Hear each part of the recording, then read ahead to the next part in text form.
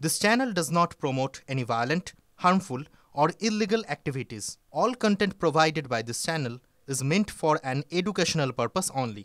Top quality और consistent performance के लिए सिर्फ सिल्वर पंप नाम याद रखना।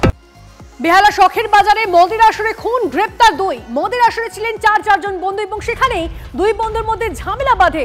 ঝামেলা মেটাতে এসে জড়িয়ে পড়ে এক বন্ধুর বাবা। তারপর ঠিক কি হলো সংস্থাটা নিয়ে জানবো আমাদের প্রতিনিধি সৌভিক আমাদের সঙ্গে রয়েছে সরাসরি। সৌভিক, ঠিক কি হয়েছিল এই মদের আসরে, এখন অবধি কি তথ্য সামনে আসছে?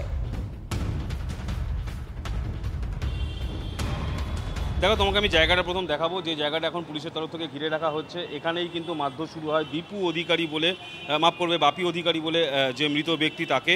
এবং যেটা স্থানীয় সূত্র থেকে জানা যাচ্ছে যে গতকাল রাত্রির থেকে চার বন্ধু মিলে কিন্তু মদ্যপান করছিল বেহালা শখের বাজারের একেবারে ডায়মন্ড হারবার রোডের পাশে। আজকে ঠিক সকাল 7টার সময় দুই বন্ধু, যার নাম হচ্ছে, একজনের নাম হচ্ছে বাপি অধিকারী, যার মৃত্যু হয়েছে, এবং দীপু জানা, এই দুজনের মধ্যে কিন্তু বচসা বাঁধে এবং সেই বচসা কিন্তু পরবর্তীকালে হাতাহাতিতে জায়গায় চলে যায়। এবং তারপরে যেটা অভিযোগ, যে দীপু জানা যে অভিযুক্ত, সে তার বাবাকে ডেকে নিয়ে আসে এবং তার বাবা এবং দীপু মিলে বাপি অধিকারী যে মৃত ব্যক্তি তাকে কিন্তু টানতে টানতে ঠিক এই জায়গাটায় নিয়ে আসে, যেখানটা দেখানো হচ্ছে। এই মার্কেটের ভিতরে কিন্তু বেধড়ক মারধর করা হয় এবং সেখানেই তার মৃত্যু হয় বলে যেমনটা সূত্র মারফত জানা যাচ্ছে। ইতিমধ্যে ঠাকুরপুকুর থানার পুলিশ ঘটনাস্থলে এসছে এবং যে অভিযুক্ত, দুই অভিযুক্তকে কিন্তু ইতিমধ্যে অ্যারেস্ট করা হয়েছে এবং দেহ ময়নাতদন্তের জন্য নিয়ে যাওয়া হয়েছে। এবং যেহেতু প্রায় রাত্রিবেলায় ধরে মদ্যপান করছিলেন তারা, এবং যখন এই ঘটনা ঘটে তখন কিন্তু সকালবেলা অন্যান্য দোকানপাট সমস্তই খুলে গেছিল। সেক্ষেত্রে কেউ বাঁচাবার চেষ্টা করেনি, এমনটাই কিন্তু সূত্র মারফত জানা যাচ্ছে।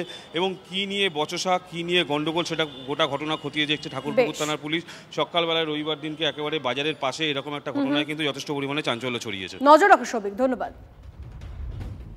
এদিকে সল্টলেকে ইবি ব্লকের পানশালায় মত্ত অবস্থায় বচসা, হাতাহাতি, মদ্যপ সেনাকর্মী ও এক যুবকের মধ্যে হাতাহাতি মারধরের ঘটনার খবর সামনে আসছে।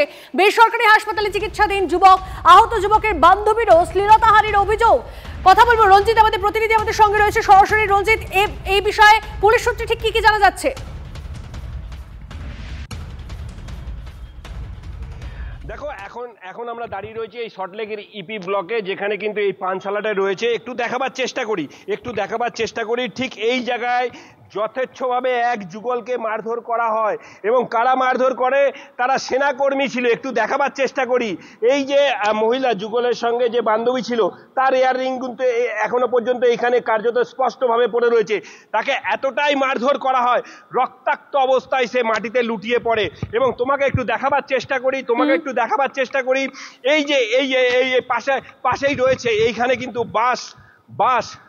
বাস নিয়ে মারধর করা হয়, অর্থাৎ সেনা কর্মীরা তারা বাস নিয়ে চড়া হয় যুগলের ওপর। এখানে যথেচ্ছভাবে মারধর করা হয়, রক্তাক্ত অবস্থায় মাটিতে লুটিয়ে পড়ে। এইখানে কিন্তু সিসিটিভি ফুটেজ রয়েছে এবং সিসিটিভি ফুটেজ দেখে কিন্তু পুলিশ অভিযুক্তদের চিহ্নিতকরণের কাজ চলছে। এবং যেটি জানা যাচ্ছে যে গতকাল রাত ঠিক 2টো থেকে 2:30টার সময় এইবারে, অর্থাৎ ইপি ব্লকের এই পানশালায় কিন্তু মদ্যপ যুবকদের দাপাদাপি ছিল। এই মুহূর্তে কিন্তু সম্পূর্ণরূপে পুলিশ তা বন্ধ করে দিয়েছে। এবং সেইখানেই, অর্থাৎ এত রাতে কিভাবে এই পানশালা চলছিল, প্রথম প্রশ্ন। যথেচ্ছভাবে মারধর করা হলো যুগলকে এবং অভিযুক্ত সেনাকর্মীরা, এমনটাই কিন্তু পুলিশ সূত্র মারফত আমরা জানতে পারছি। পাশাপাশি এও জানতে পারছি এখনো পর্যন্ত পুলিশ কিন্তু কাউকে গ্রেপ্তার বা আটক করতে পারেনি। বেশ, নজর রাখুন রঞ্জিত, ধন্যবাদ। জল সংকটে নাজেহাল পাকিস্তান, অবশেষে সন্ত্রাসবাদ ইস্যুতে ভারতের কাছে মাথা নোয়ালো ইসলামাবাদ।